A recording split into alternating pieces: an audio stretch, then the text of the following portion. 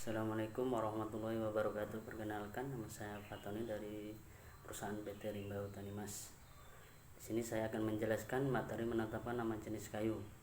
Mata pelatihan ini memfasilitasi peserta pelatihan dalam mengidentifikasi dan menetapkan nama jenis kayu baik melalui pengamatan sifat fisik ataupun umum maupun pengamatan di ciri struktur anatomi.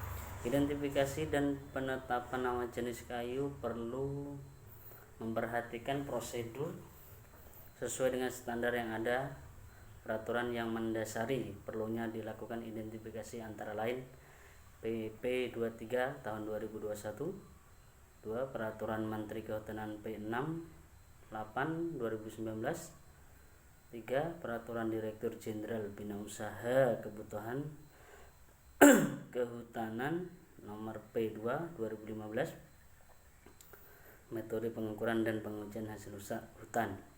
Bahan dan alat digunakan dalam melakukan identifikasi dan menetapkan jenis kayu antara lain 1. Contoh kayu.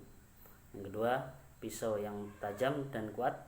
Yang ketiga, lop pembesaran 10 kali. Yang keempat, internal buku jenis-jenis kayu.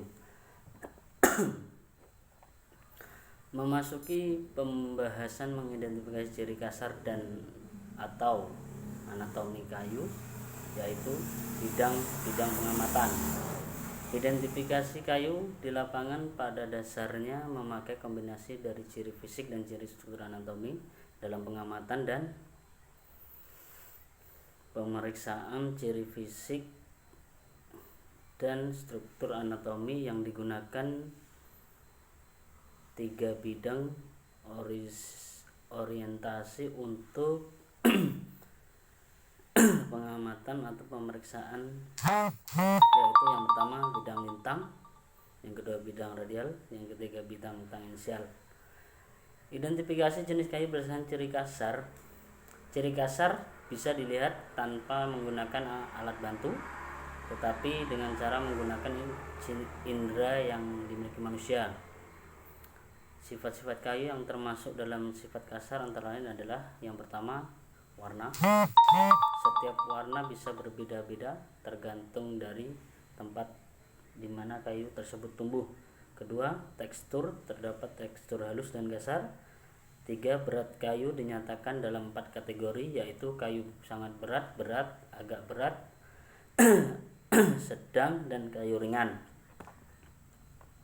Yang keempat, kesan raba adalah kesan yang diperoleh saat meraba kayu. Yang kelima, kekerasan kayu memiliki 2 jenis, yaitu kayu sangat keras dan jenisnya lunak. Yang keenam, kilap. Kayu bisa dilihat dengan cara kusam dan sangat mengkilap. Yang ketujuh, bau. Bisa diidentifikasi saat baru ditebang. Yang kedelapan, tingkat tumbuh. Ada kelebihan dan kekurangan identifikasi jenis kayu berdasarkan ciri kasar. Kelebihannya adalah mudah diamati secara kasat mata jika dilakukan oleh seorang yang bersangkutan. Kekurangannya adalah sifatnya tidak konstan, bisa mengalami perubahan-perubahan tertentu tergantung dari tempat tumbuh kayu. Cara ini dianggap tidak efektif. Yang pertama, pori. Vessel adalah kayu berbentuk tabung arah vertikal dari akar ke daun, berfungsi untuk menyalurkan zat, beraturan maupun tidak. Ukuran kecil maupun besar. Pengecekan pori bisa dilakukan dengan cara yang pertama, penyebaran pori, susunan pori, jumlah pori, ukuran pori, isi pori, dan parenkim. Parenkim adalah sel yang berdinding tipis dengan bentuk batu bata dengan arah longitudinal. Parenkim dapat dibedakan berdasarkan atas hubungan,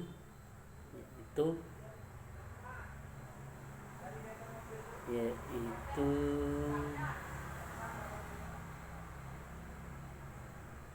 dengan pori parenkim paratrakeal berhubungan dengan pori dan apotrakeal tidak berhubungan dengan pori. Yang pertama, paratrakeal adalah hubungan pori terdiri dari parenkim sepihak, parenkim selubung, aliform atau parenkim yang tidak kacamata di antaranya, aliform tebal miring, aliform tebal tumpul, aliform tipis bersayap, aliform bersambung.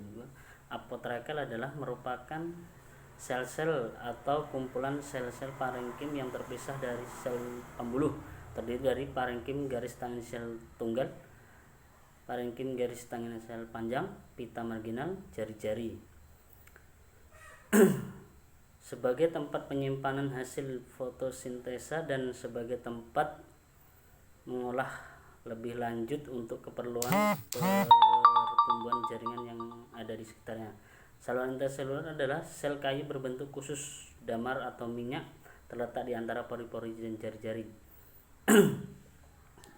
Saluran getah tampak seperti elips atau celah yang tersusun berderet horizontal pada permukaan batang pohon. Saluran getah menuju ke hati kayu. Kulit tersisip adalah kulit yang berada di antara kayu yang terbentuk sebagai akibat kesalahan kambium dalam membentuk kulit. Tanda kerincut adalah penampilan ujung jari-jari yang bertingkat-tingkat dan biasanya terlihat pada bidang tangensel. Demikian penjelasan dari penetapan nama jenis kayu. Mudah-mudahan dapat bermanfaat. Saya ucapkan terima kasih. Assalamualaikum warahmatullahi wabarakatuh.